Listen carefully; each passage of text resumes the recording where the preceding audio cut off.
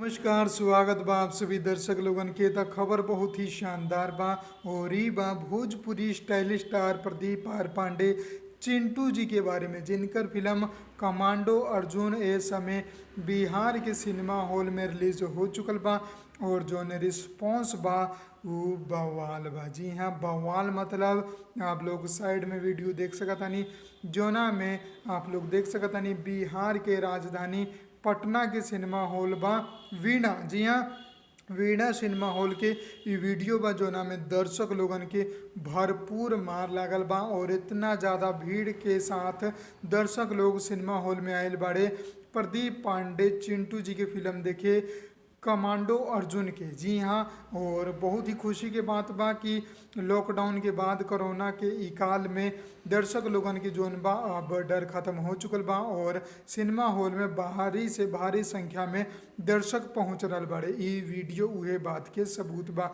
बाकी आप लोगन के भोजपुरी सिनेमा से जुड़ल और भी वीडियो हमनी के चैनल पर मिलते रही।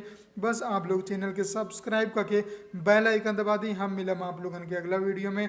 तब तक खातिर जय हिंद, जय भोजपुरी, प्रणाम।